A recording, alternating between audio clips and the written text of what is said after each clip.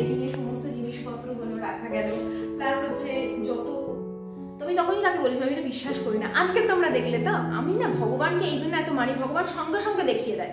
আজকেই দেখিয়ে দিল যে এগুলো পুরো নাটক ছিল।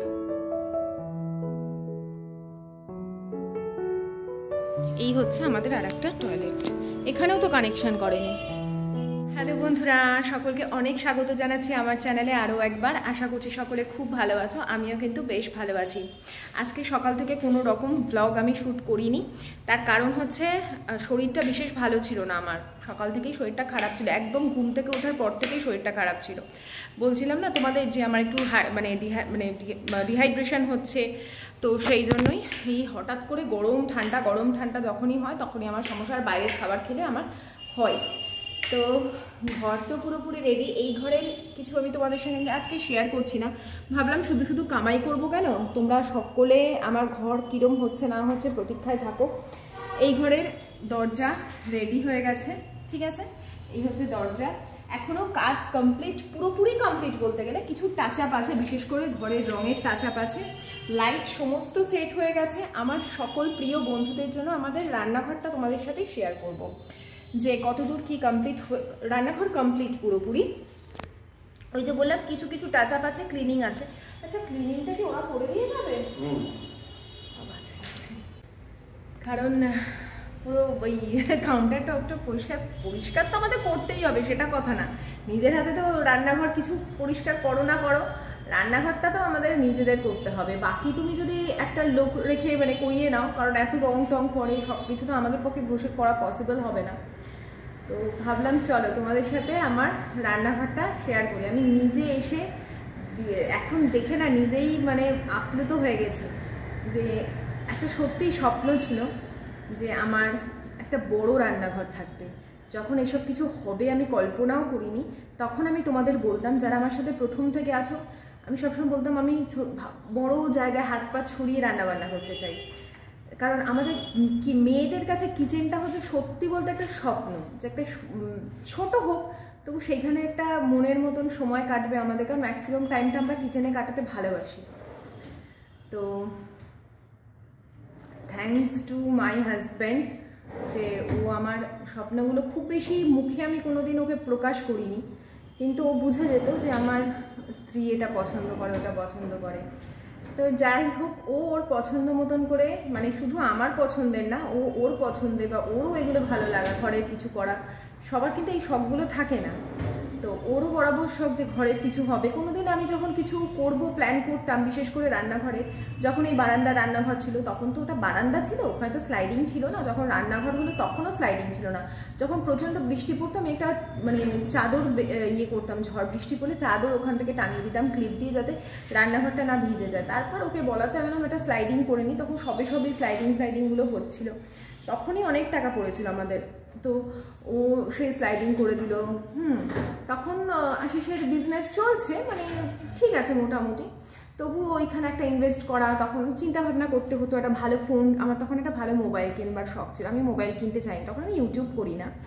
আমি বলেছিলাম আমার মোবাইল লাগবে না, যা আছে আমি এটা দিয়ে চালিয়ে দেবো, তুমি ওইটা করে দাও কিচেন। তো ওটা করে দিয়েছিল। তো সেই সমস্তই এখন মাঝে মাঝে চিন্তা ভাবনা করি যে ওর ইচ্ছে না থাকলে হয়তো এগুলো হতোই না, কখনোই পসিবল হতো না। কারণ আফটার অল হাজব্যান্ড এগুলো সবগুলো পূরণ করেছে। যাই হোক, চলো আর কথা বাড়াবো না, ভিডিওটাকে বড় করাই মুখ্য উদ্দেশ্য থাকে, সেটা করাবো না, কারণ ভিডিওটা দেখাতে গেলেও যথেষ্ট বড় হবে। এই ঘরের চাবিটা কোথায় রাখলাম আমি? চলো তোমাদের এবার দেখাই। আমি বড় ক্যামেরা সামনে এনে দেখাচ্ছি, কিচেনটা তোমাদের একটু ছোট দেখাবে তাতে, কিন্তু জিনিসগুলো প্রপার দেখাবে। তারপরে আমি কিচেনের ইয়েটা পুরোপুরি তোমাদের দেখাবো দূরে করে, যেরকম আছে। আর একটা কথা বলি, আমাদের কিচেনটা হচ্ছে 12 × 14.5 ফুট, ঠিক আছে? অনেকে জিজ্ঞেস করছিল, তাই আমি বলে দিলাম। 12 না কত? 10 ফুট বাই 14 ফুট। আচ্ছা, 10 ফুট বাই না, তুমি সেদিন বলেছিলে, আমি তো মাপ চোখ বুঝি না। তো চলো এবার তোমাদেরকে আমি দেখানো শুরু করছি। ফার্স্টেই হচ্ছে এই হচ্ছে আমার বেডরুম থেকে বা ডাইনিং যাই বলো, সেখান থেকে এন্ট্রি নিচ্ছি। এই হচ্ছে আমাদের কাউন্টার টপ। ফার্স্ট এই দিকের একটা কাউন্টার টপ, একটুখানি সরো না, এই হচ্ছে কাউন্টার টপ, এখানে হচ্ছে বাসন রাখার বেসিন। আর যেহেতু মডিউলার কিচেন, আর এগুলোকে যেন কি বলে বলছিলে তুমি, এগুলোকে কি বলে যেন? বাস্কেট। না না, বাস্কেট নাই, যে প্রোফাইল, এই হ্যান্ডেলটাকে প্রোফাইল। হ্যাঁ, প্রোফাইল হ্যান্ডেল দিয়ে করা আছে। ব্ল্যাক কালার আমি চুজ করেছি। এইটা থালা রাখা, হ্যাঁ, এইটা প্লেট রাখা, হুম আর এগুলো প্লেন। হুম হুম। এইদিকে দেখো, এখানে হচ্ছে বাসন মাজবার জন্য বেসিন হয়েছে। এইটা হচ্ছে পুরো এল শেপের কাউন্টার টপ হয়েছে। এল শেপের, এখান থেকে শুরু করে পুরো এই অবধি কাউন্টার টপটা হয়েছে। আগে এই দিকটা দেখিয়ে নিই। তো এইখানে মেন থাকবে আমার কুকটপ, এখানে রান্না বান্না করব। এখানে থাকবে চিমনি, আর এই সমস্ত হয়েছে যে স্টোরেজ আর কি, এই স্টোরেজগুলো হয়েছে এখানে। এই দেখো স্টোরেজ, দুটো করে তাক হয়েছে, একটা সামনে দেখো, হ্যাঁ মানে একটা করে, উপরে একটা, নিচে একটা, উপরে একটা, ঠিক আছে? এই একটা হয়েছে, আর এই সাইডেও সেম হয়েছে, ঠিক আছে? এটা হচ্ছে লকার, একটা গুপ্তধন রাখার লকার, যেটা আমি আমার বড়ের পকেট কেটে পয়সা বার করে এখানে রাখবো। ওপরেও সেম, ওটা দেখাচ্ছে না। এইবারে এদিকে আস্তে করে টার্ন নাও। এইটা হচ্ছে আমার কাছে সবথেকে বেস্ট একটা স্টোরেজ হয়েছে, দেখাই তোমাদের। এখান থেকে এই ওপেন হচ্ছে, দেখা যাচ্ছে? ঠিক আছে, ঠিক আছে। ভিতরে মিরর দিয়েছে, এটা পুরোই আশিসের ইন্টেরিয়র। এখানে মানে আশিস দাস মানে আমার হাজবেন্ড হচ্ছে এখানে ইন্টেরিয়র। তোমাদের যদি কারোর সাথে কন্ট্যাক্ট করতে হয়, সেটা ঘরওয়ালার সাথে করতে হবে, তাই তো? যদি এই ইন্টেরিয়র পারপাসে কাজ করাতে, সেটা ঘরওয়ালা হোম সলিউশন এলএলপি। তোমরা গুগল করলে ওখানে কন্ট্যাক্ট নাম্বার পেয়ে যাবে, আমাদের অফিসটা তোমাদের সাথে কন্ট্যাক্ট করে দেবে। আর এই হচ্ছে যেখানে আমি আমার সমস্ত কাটলারি না সরি, সমস্ত ধরনের বাসনপত্র যা যা প্রিয় সেগুলো রাখবো। কেমন হয়েছে একটু সামনে থেকে এনে দেখো। আমার সব থেকে ফেভারিট কর্নার হয়েছে এই হলো। আর এই গ্লাসগুলো আমরা দুজনেই চয়েস করেছি যে ব্ল্যাক কালার হবে। আর এইখানেরটা দেখো, এগুলো সমস্ত আশিসের ডিজাইন, মানে কোথায় কি হবে সমস্ত কিছু ও করেছে। এখানে কি রাখবো আমি ভাবছি। এখানে ফ্রিজ তো থাকবে, ফ্রিজের উপরে অনেক কিছু তো রাখো, ওখানে রাখতে পারবে। ঠিক আছে, আচ্ছা। এখানে ধরো কাপ, হ্যাঁ, কাছের সমস্ত জিনিসপত্র। এবার চলে আসে আমার প্রফেশনাল জায়গায়। এখানে হচ্ছে আমার বেকিং এর কাজ করবার জন্য মেনলি এটা করেছি। যদিও আমার মাইক্রোওয়েভ থাকবে এটার নিচে, মাপ নিয়ে করা হয়েছে, এখানে কানেকশন করা হয়েছে, ঠিক আছে? সমস্ত কিছু কানেকশন করা হয়ে গেছে আলাদা আলাদা। এইটা এখানেও করতে পারবে মাইক্রোওয়েভ রেখে। হ্যাঁ, এখানে আমি কাউন্টার টপটা খালি রাখতে চাই, কারণ যখন আমরা বেকিং করি না পুরো ছড়িয়ে যায়, পুরো এখানে মানে জিনিস রাখার কোনো অভাব হবে না। দেখো তুমি এখানে তোমার যত খুশি জিনিস রেখে তুমি করতে পারবে বেকিং এর। আর এখানে বেকিং এর সমস্ত জিনিসপত্র গুলো রাখা গেল, প্লাস হচ্ছে যত কেক বেকিং এর আমাদের প্রয়োজন হয় সবকিছু এখানে এই দুটোর মধ্যে আমি রাখতে পারবো। আর ওই দুটোর স্টোরেজ যেরকম হয়, এগুলো সমস্ত জিনিস এইভাবে রাখতে পারবো। আর এদিকে ঘুরিয়ে দাও, এবার এইদিকে ঘুরিয়ে দাও। এই হচ্ছে এবারে আমাদের, আমার দিকে ঘোরাও। এই হচ্ছে আবার রুমের দিকে চলে যাবো, ঠিক আছে? এই দেখো, জানি না আশিস কেমন ক্যামেরা ধরেছে, যতটা ওর দ্বারা সম্ভব করে দিল। পরে যখন সাজানো গোছানো হয়ে যাবে আবার ট্যুর তো আমি দেবই। আর এখানেও সমস্ত কিছু হয়ে গেছে। স্টোরেজ দেখো, দেখিয়ে দিচ্ছি। ড্রয়ার, সব ড্রয়ার হয়েছে। এখানে কোনো বাস্কেট বসেনি। ও আচ্ছা। আর এখানেও কিন্তু সমস্ত হয়েছে এই, ঠিক আছে? এগুলো সব মডিউলার মানে বাস্কেট আর কি, যেরকম থাকে সেরকম, কিন্তু এই দিকটা আমরা বানিয়েছি। এদিকে কোনো বাস্কেট দেওয়া হয়নি। তো এই আর এখানে একটা টয়লেট হয়েছে। দেখো এইখানে আমরা নিজেই, আমাদের নিচে যে টয়লেট সেটা আমাদের নিচে। এখানে ধরো আমি রান্নাবান্না করছি, বারবার তো নিচে গিয়ে আমি টয়লেটে যেতে পারবো, তাই এখানে একটা টয়লেট করা হয়েছে। বা গেস্ট এলো, বাইরে আমাদের আর একটা বাথরুম হয়েছে, আমি তোমাদের দেখিয়ে দিয়ে আসো। মেনলি গেস্টদের জন্য এই বাথরুমটা। বাইরে লাইট লাগাইনি বাবুদা, এতগুলো লাইট আনলে যে।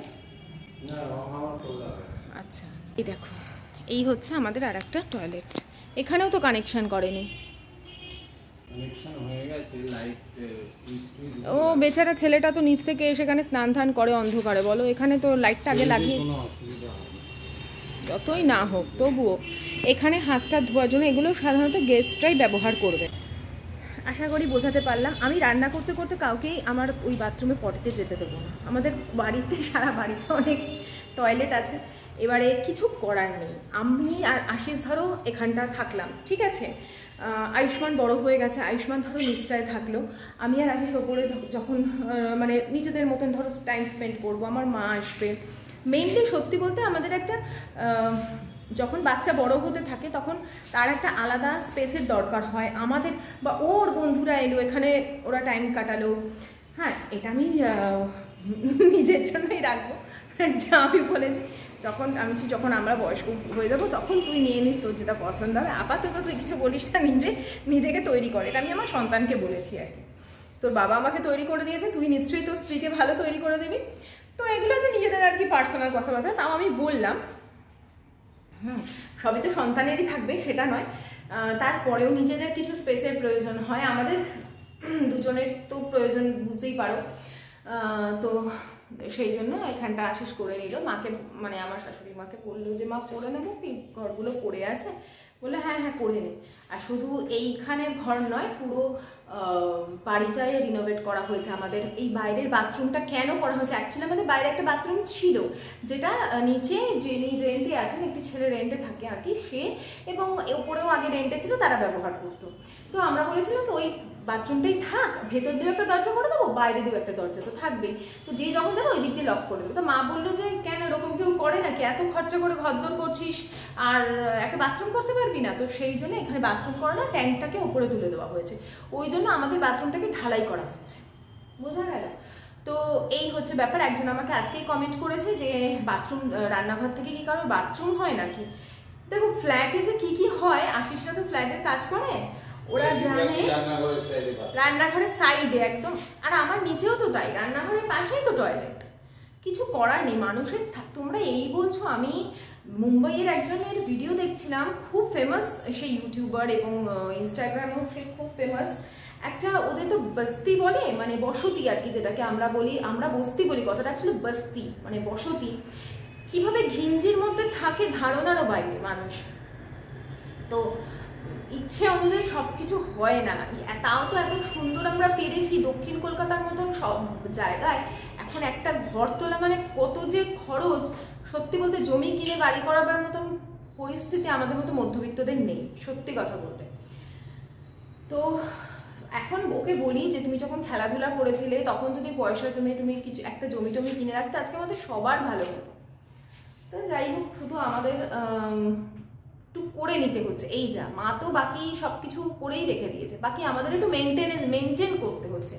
আমাকে বলো বা আমার ভাসুরদের বলো, আমার ভাসুর ওর নিচের দোকানটা তো দেখেছো, ওগুলো তো করাই ছিল, বাকি ও আবার পয়সা ইনভেস্ট করে দোকানটাকে আরও সাজিয়ে গুছিয়ে নিয়েছে।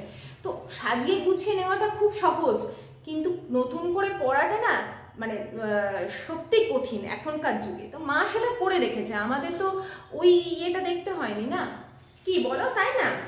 আসল জিনিসটা মা করেই রেখেছে, বাকি আমরা যতটা মেনটেন করে রাখতে পারবো জিনিসটা তত ভালো থাকবে। আর একটা কথা বলি, খুবই পয়েন্টের কথা আজকে তোমাদের বলছি।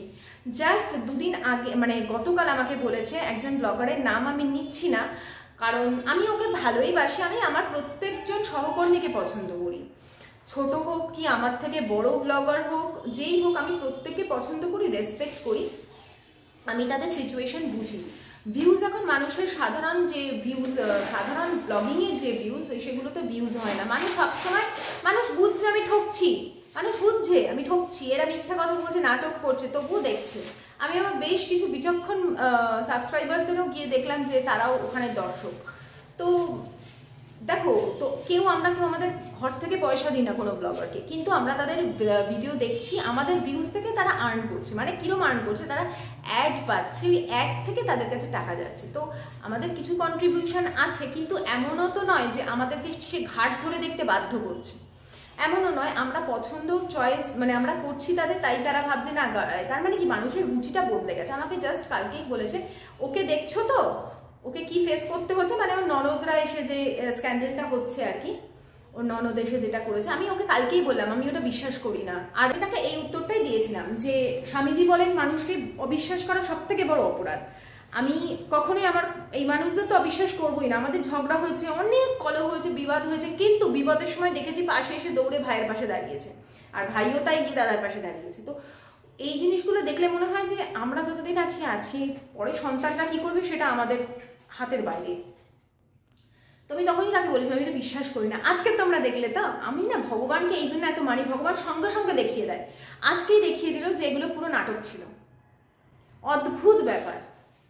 যাই হোক, আমি ওর সিচুয়েশন বুঝি, ওর আর্নিংয়ের প্রয়োজন আছে, ওর পয়সার প্রয়োজন আছে, এই সিচুয়েশন আমি বুঝি। ওকে তো দোষ দিয়ে লাভ নেই, কখনোই ওকে দোষ আমি দেবো না। ভিউজের জন্যই প্রত্যেকে ইউটিউবে আসে, ওটা কোনো কথা নয়। এক একজন বলে না ভিউজের জন্য এই করছে, ভিউজের জন্য এই তাই করছে। ভিউজের জন্যই একজন ছোট যে সবে শুরু করে সেও ভিউজের জন্যই করে। বাকি সে কীভাবে ভিউজ কামাবে, কী করবে না করবে সেটা তার পছন্দ, রুচি। আর আমরা কি দেখবো না দেখবো সেটা আমাদের রুচি। যাই হোক, অনেক কথা বললাম, আরও বলতে ইচ্ছে করছে, বেশি বললে আবার খারাপ হবে, মানে কাউকে অপদস্থ করা বা কারোর কী পরিস্থিতিতে সে করছে আমার সেটা বলার ইয়ে নেই। ও সত্যিই পয়সার প্রয়োজন আছে, করেছে, তবুও বলবো অনেকের থেকে বেটারও। যাই হোক, চলো আজকের ভিডিওটা আমি এখানেই শেষ করছি। অনেক কথা বলে আজকে ভিডিওটা রেডি করে দিলাম, নাহলে কালকের ব্লগ যেত না।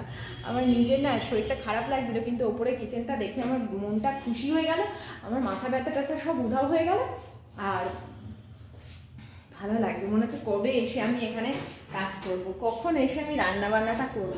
আর আমার বর তো খুটখুট খুটখুট করেই যাচ্ছে। বাবা